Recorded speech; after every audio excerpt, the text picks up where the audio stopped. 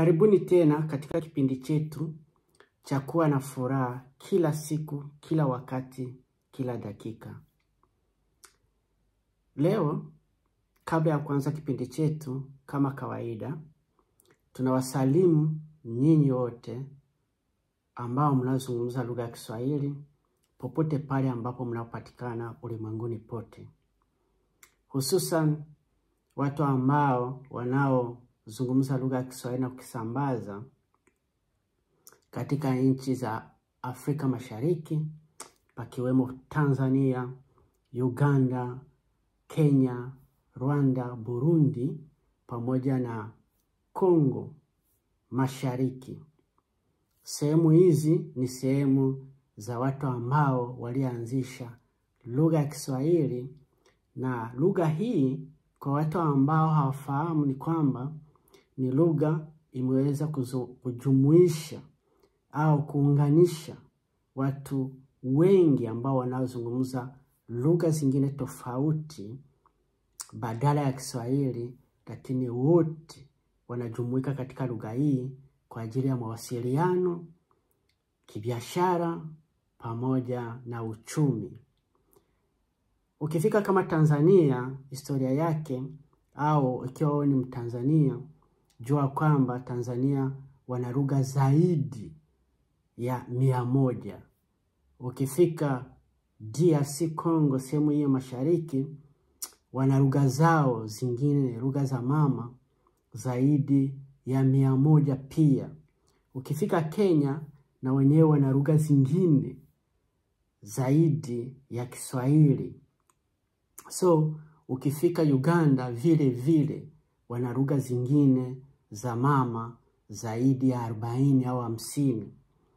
Lakini kilichokuwa kizuri ni kwamba aliyekuwa rais wa kwanza wa Jamhuri ya Muungano wa Tanzania, Nyerere, aliweza kuunganisha nchi hii akitumia lugha ya Kiswahili.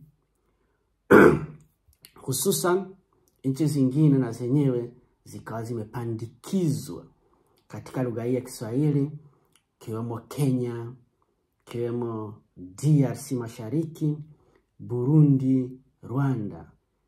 So, hizi sehemu zote Kiswahili kimesambaa na imekuwa ni lugha ya muungano ya watu wote ambao hawawezi wakasikilizana katika lugha zao. So, wote tunawasalimu, pia tunasalimu wale ambao nimeona Marekani, nimeona Ulaya na sehemu zingine duniani, watu wengi wakijitahidi na wenyewe kujifunza lugha ya Kiswahili, ili kwamba siku moja wanaweza wakaitembelea Kilimanjaro au wakawa watalii katika sehemu hizi, alafu wakaongea na wengine kwa mawasiliano yakawa mazuri. So, mawasiliano yakawa mazuri, kisha ikawa rahisi kwao kama watalii au kuitembelea nchi hizi za maziwa makuu na nchi za East Mashariki. Leo katika kipindi chetu pia tusisahau kuwasalimu wale ambao wamama wanaoendelea kuteseka katika nchi ya DRC, sehemu za waasi, huku wakibakwa, wakipata matatizo ya kila aina ya kila siku, pamoja na watoto wao kuendelea kuuawa, pamoja na vijana wao kuburuzwa kila siku kuwapeleka kwenye sehemu za vita na sehemu za machimbo ya coltan na dhahabu, huku wakitumikishwa kama watumwa na wengine wakiendelea kufariki na kuuawa na wale waasi ambao wanajitetea kwamba wamekuja kusaidia hao wanadamu. Kipindi chetu leo kitahusisha furaha ambayo imetanda mtandaoni kuonyesha kwamba nchi mbili ambazo zimepata furaha duniani mara ya kwanza, isitoshe kwamba DRC yenyewe imesha shiriki katika mashindano ya dunia, kombe la dunia la mpira. So, ilikuwa ni jambo moja la furaha kwa kuona kwamba DRC imeweza kuishinda Nigeria, alafu ikapewa nafasi ya mpenyo wa kuingia katika kombe la dunia mwaka ujao. Isitoshe, furaha iliweza kuikumba pia nchi ya Norway, ambayo mara yake ya kwanza kuweza kupenya mpenyo ikipiga timu kubwa duniani ya Italia, Milano. Iliweza kuicharanga mabao 8-1. Alafu ikakuwa na furaha kubwa ya kupata mpenyo wa kuingia katika kombe la dunia ambalo litakaloanzishwa Mexico mwaka kesho, mwaka wa 26. Norway ilifurahi kabisa kiasi kwamba watu wengi walikuwa hawategemei, na Norway imekuwa ni nchi mara nyingi, nchi ambazo kilinganisha na nchi za Ulaya, Ujerumani, huko England, Spania, Portugal, hizo ni nchi kubwa kubwa ambazo zinajulikana katika kombe la dunia. Norway kabisa ilikuwa watu wengi hawaifahamu, lakini leo imefika kiwango cha kwamba imejulikana katika mpenyo wa kuweza kuipiga Italia na kupata ile nafasi, ticket ya kuingia katika kombe la dunia. So nchi yetu DRC na yenyewe kweli waliweza kufurahi. Umeona Felix Tshisekedi, rais wa DRC Congo, aliweza kuwa na furaha pamoja na mke wake, huku wakiweza kufanya sherehe pamoja na wachezaji ambao waliweza kupata nafasi hii, ambao kweli walipigia mpira namna yao ya kwamba ili DRC iweze kuwa juu. So sio kwa ajili ya furaha pekee ya nchi hizi mbili ambazo ziliweza kupata mpenyo, lakini kilichonifanya nije kwenye mtandao au nije hapa kwa ajili ya kuwaeleza kuhusu furaha ya nchi hizi ni kwamba ilileta somo ya kwamba wale wa mama ambao wanaobakwa kila siku na watoto wanaofariki kila siku, pamoja na wa vijana wanaoburuzwa katika mambo ambayo wale wanasiasa wanaotafuta kujirundikizia mifuko yao huko wakipora DRC na kuchukua watoto waende wakafariki, wakileta sababu ambazo si za kimsingi, sababu za ukabila, ili wale wananchi wauane wenyewe kwa wenyewe, huku mifuko yao ikijaa.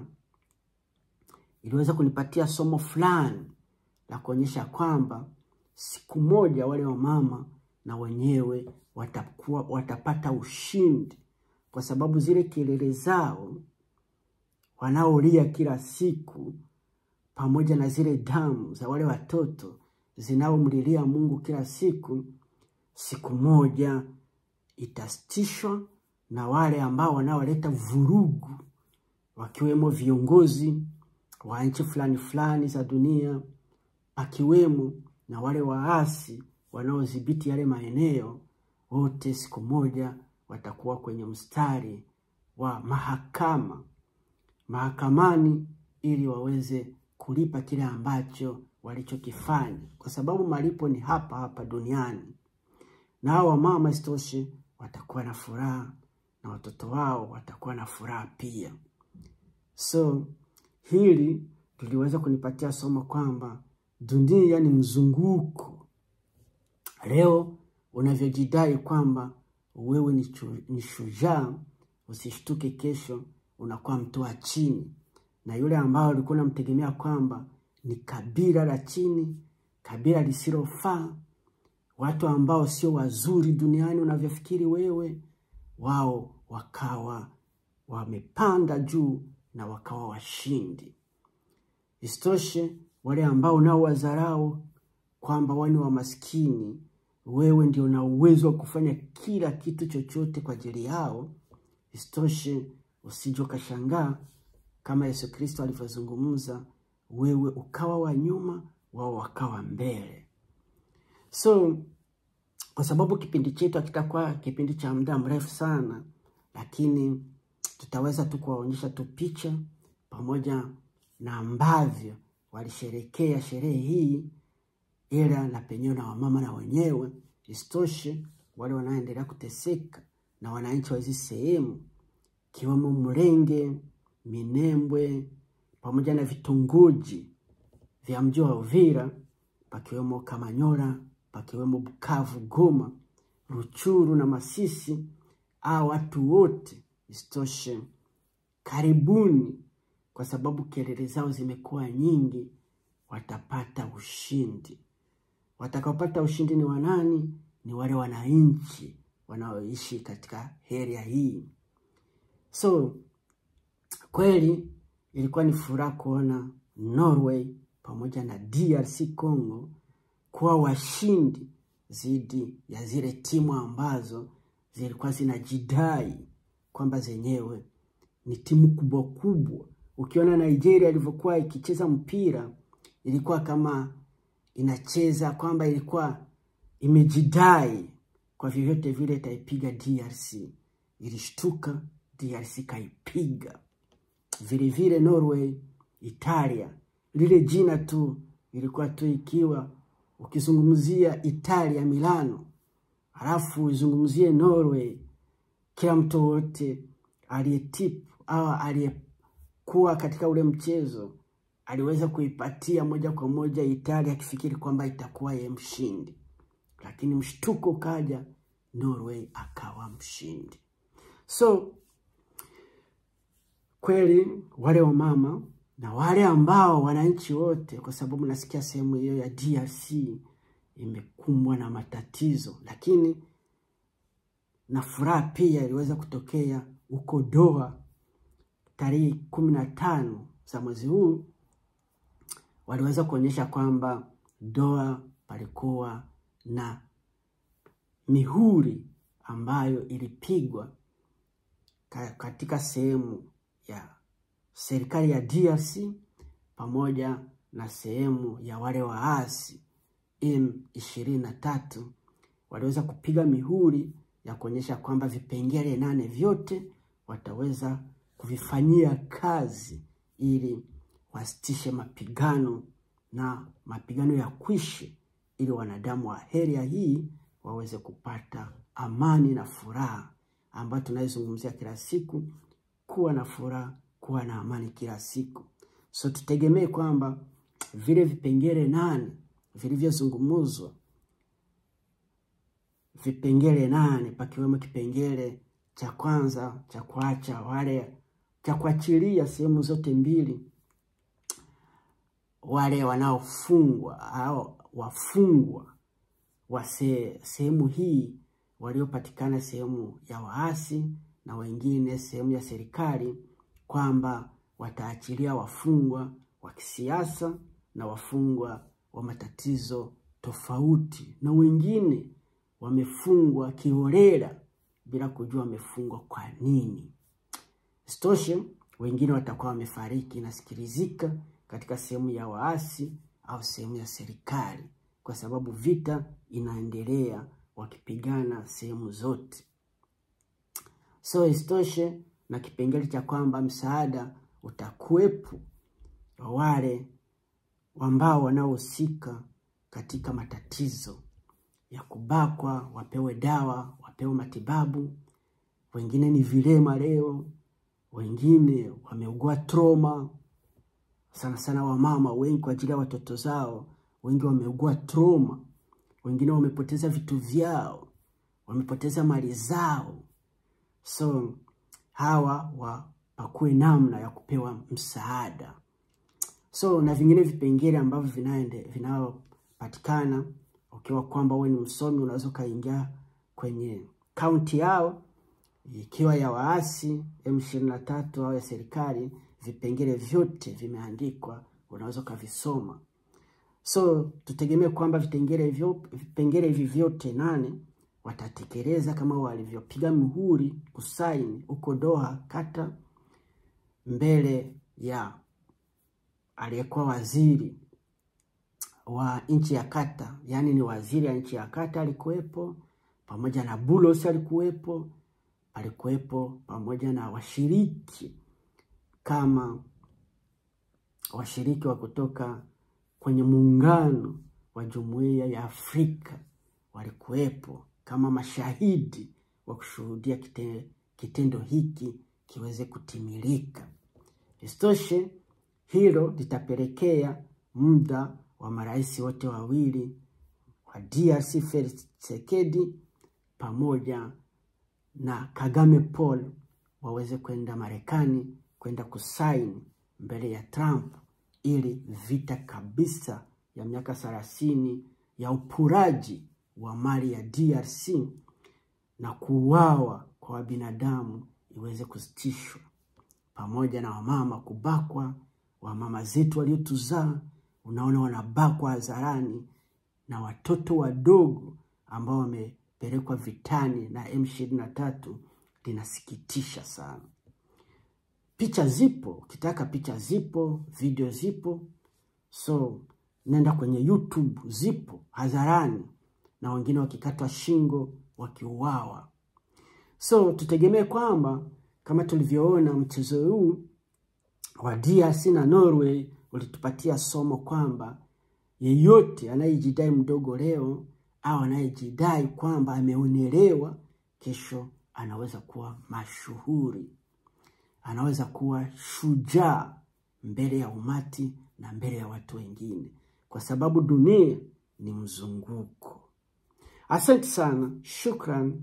Tunashukuru nyinyi wote ambao mnaendelea kutusikiliza, lakini tunawagombeza kila siku, ni vizuri kuweza kusubscribe, kulike na kucomment katika vipindi vyetu, ili na sisi tuwe na ule mtisha wa kwamba tuendelee kutafuta vipindi zaidi ambavyo vinaweza vikawaletea furaha na amani, na sana sana kuendelea kuwapatia mtisha na nyinyi, ili muendelee kuvumilia wale wa mama pamoja na watu wengine wadogo wanaoendelea kuteseka na kusumbuliwa katika sehemu hizi.